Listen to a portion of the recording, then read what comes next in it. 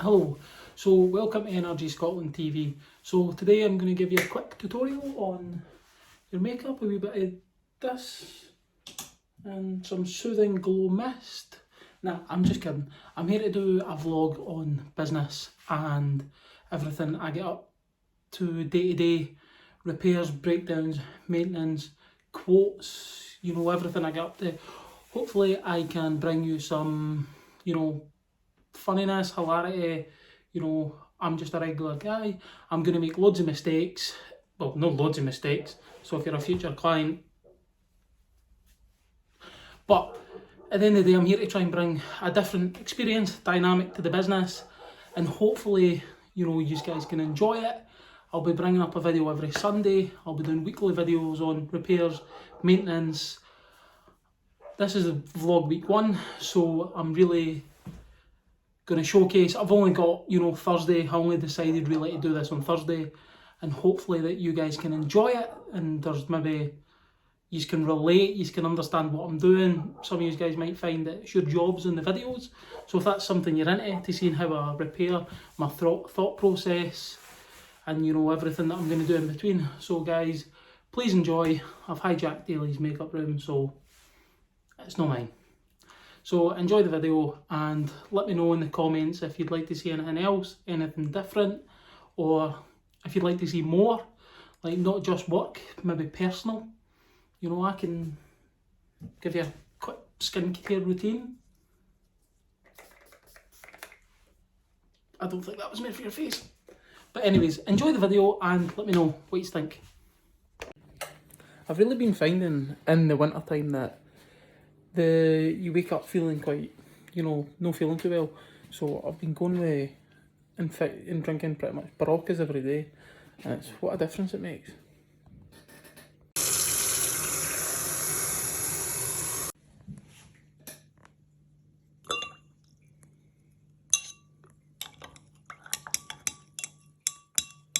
This is a mixed berry one, to be honest.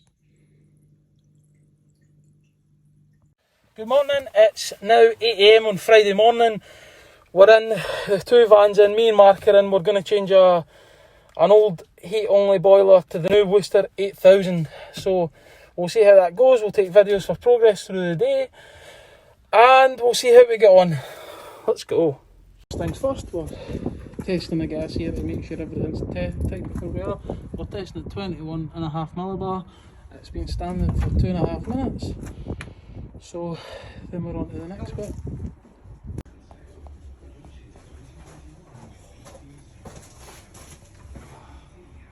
Right, okay, so if you're ever in a situation where you're trying to drain something, like as in a boiler or anything, you can't drain it, what you need to do is get a wet vac that sucks water, and I'll give you an example in a second. Make sure I turn it the right way. I'll put it there. What's this?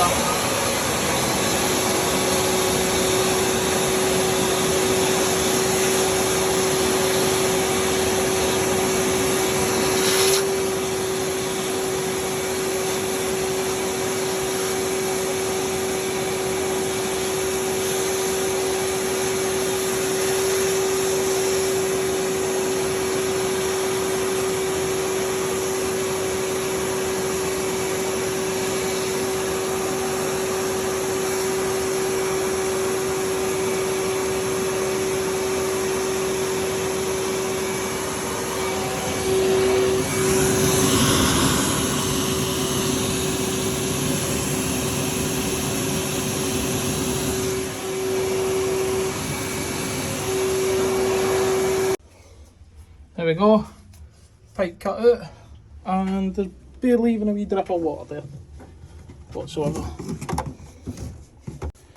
Right, so we've got the worst thing in the world, painted pipes. My main man Mark has got one of these deburrers that you basically onto the pipework like so,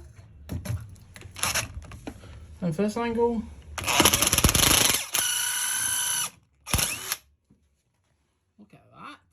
Very nice.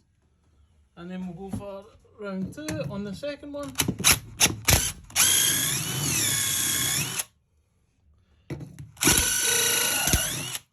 Like that, perfect to get a fitting on, no hassles whatsoever.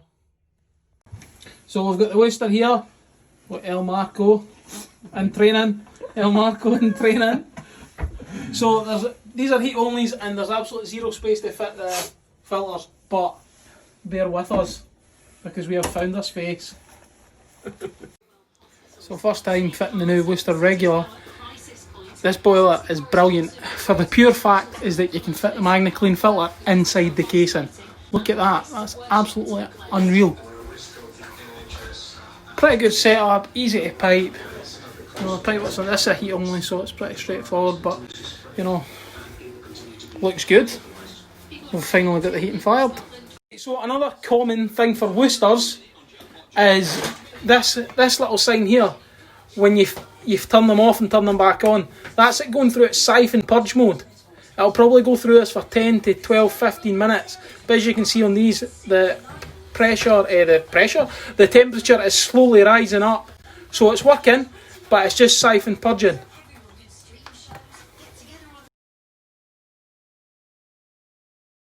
So, first cup of coffee of the day, poured it all over myself, and I dropped a screw in it.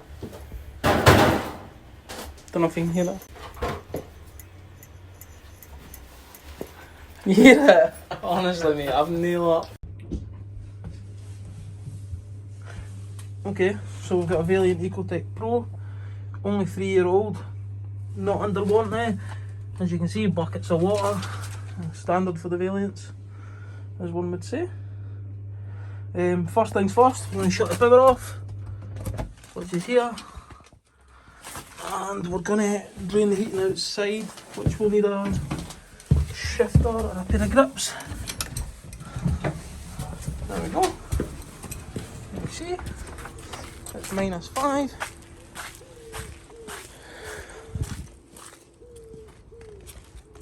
So the drain is here. There you go. So if you're ever looking to drain your heating system, it's a wee drain cock outside. Spin it with a shifter. Maybe I should say, if you're not competent, I wouldn't advise. But if you are competent, this is what you're looking for. Realise how this is. So just be careful as it is roasting hot water.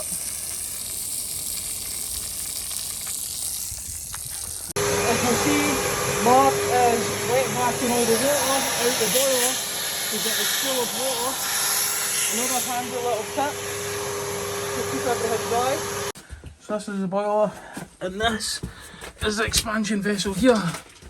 This grey thing on the right hand side. As you'll see, when I take this off, it's a bit like a car tyre. So you press that and you'll hear, there you go, look, flat, barely any air, water can't expand into it. So it just needs recharged, and I'll do a wee video on that. So the repair is on the diverter valve. Don't know what happened there, my voice went weird. We'll take this wee circle up out here. Okay, I need this screwdriver. Don't know if you've got it again.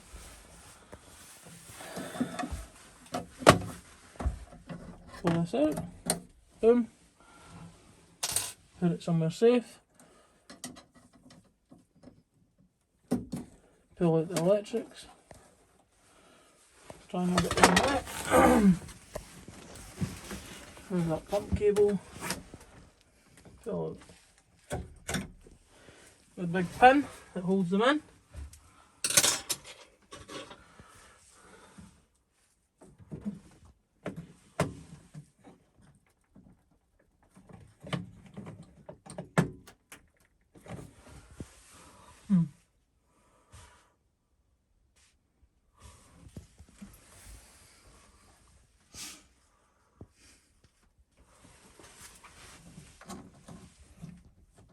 Right, you can stop the video now. Right, so we've disconnected the nut here. Oh, there we go, fell off. Throw it to the side. Disconnected this. underneath, I'll show you. You should disconnect the flow valve here to give it a little bit of play, then pull this out the little circlip bit.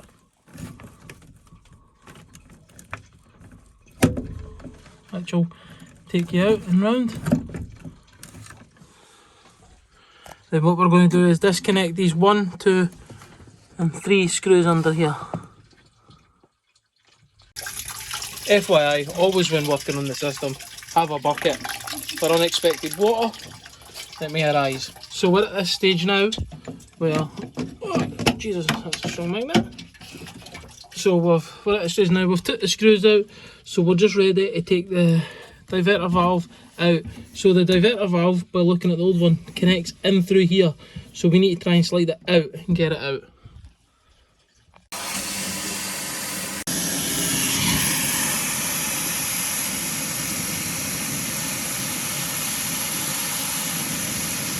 So again, that's it out, nice and easy. Make sure you have a wet vac or something similar. A wet vac's the best option really to suck up any excess water that's still in the system.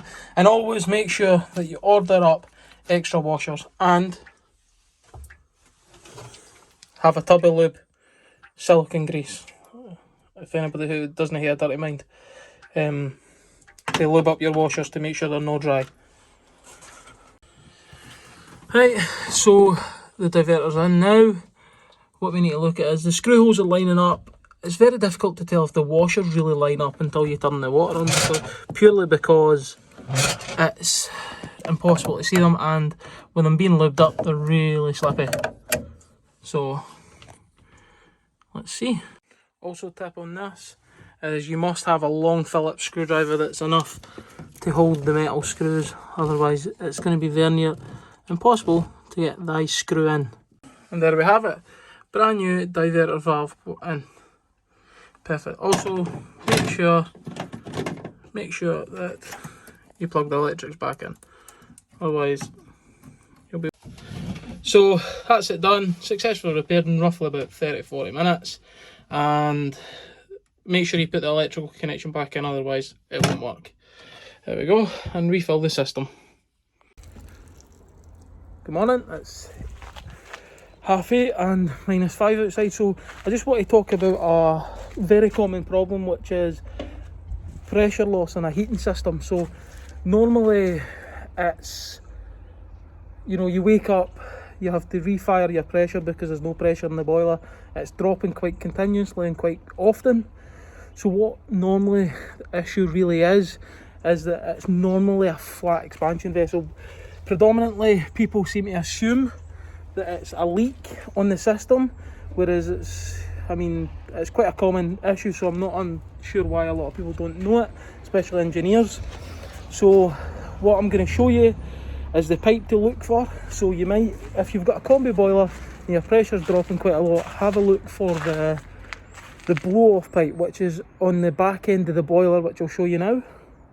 Which, if you come outside, you can see the water's been dripping. What happens is it leaks out this little valve here. As you can see, my hand's wet, and it means the expansion vessel is flat and needs recharged. So what happens is when your heating goes on, the water needs to expand, and the water needs to expand into the expansion vessel. So if the expansion vessel is flat, because it has an air balloon inside it, if it's flat, there is nowhere for the water to expand. So what happens is the water blows off, and then goes out this safety discharge pipe.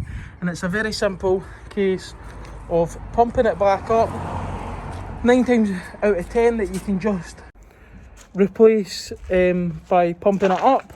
There is the odd occasion that the vessel's virtually burst, but I will do a little video on that today while I'm at this property, because the vessel is also flat here. So we're going back to the expansion vessel here, and we've got our pump, our foot pump, and we've got our vessel sys just down here. Maybe a bit difficult one-handed. Very difficult one-handed. Oh, I'm good, mate. I'm good. Right, Right, so what we're going to do is hopefully we've not drained all the water out the vessel, and we'll show you why we need to pump the water out them. So that's the pump. Mark's going to pump it up to 1 bar. You'll see it here. Just didn't pump yet until I get outside, and hopefully I see the water pumping outside. Right, go for it.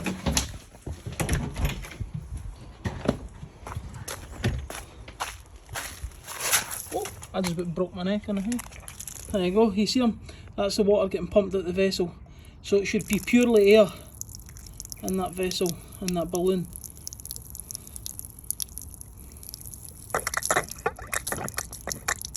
As you can see, that's us pumping it out, recharging the vessel. Just about broke my neck there. So right, up to a bar.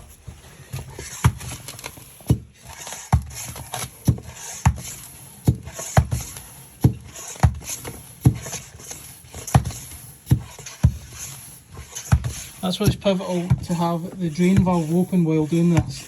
You can isolate for the boiler, but I'd rather avoid shutting the isolation valves off under the boiler in case the Caesar don't open back up. That's us at a bar, and we will just hold it for now for a couple of minutes to make sure the vessel's not compromised and not leaking. So we're now at a bar. I'm going to get a wee extra charge for, because I'm going to release it. I'd like to be as quick as I can. As that. And I like to put a wee bit of thick silicone grease over the Schrader valve, which will stop, which helps air from escaping the vessel. And that's pretty much it when recharging the vessel. Shut the drain valve, repressurise the system, and it'll work like a dream. Here we go, we're in. We've got a Cara XL to service.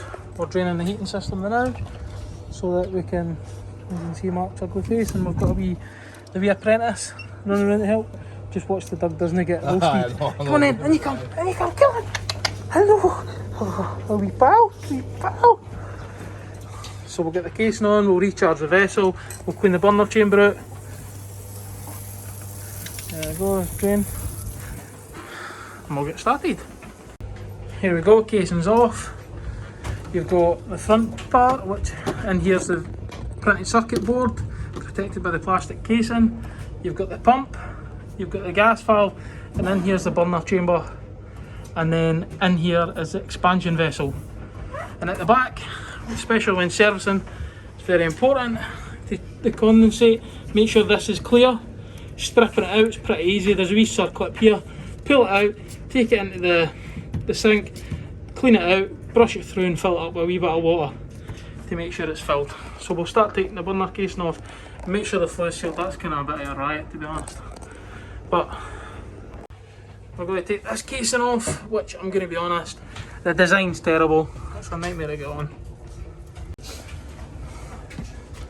And here you've got your sump for your condensate work. The other day there when I was here, because that track had never been serviced, this was all choked up with rubbish. It backed up into here and it was spilling out here, and this was all covered in water, which it seems to be fine now since I cleared it. You've got your fan here, and then your flue manifold here, and everything seems good. We check the flue seals, make sure everything looks in good order, nothing's broken away, nothing's brittle. And in here you've got your two sets of your electrodes and your spark electrode. They're both serviceable parts, which are required to be cleaned and changed every certain amount of years depending on the manufacturer's instructions. You've got your auto air vent, where when you fill the system you should open this up to make sure air comes out, and then when it's finished make sure you shut it off, because what can happen if they leave open, they're quite prone for leaking and causing, you know, more unnecessary damage to the boiler. What we're going to do is test the vessel, and it's flat, no air in it whatsoever, so we're going to pump her up. So that's us. Completed our service on the Cara XL.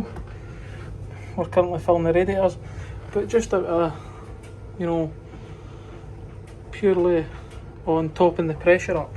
So to top the pressure up in your central heating system, you'll normally have a little gauge here, and it'll either be in the red or sitting at between 1 and 2. You want it to be between 1 and 2, about 1.5 bar. So to fill it up, you turn this knob here, which will be connected to the cold, and then there'll be one connected to the heating, and that's what pressurises the system.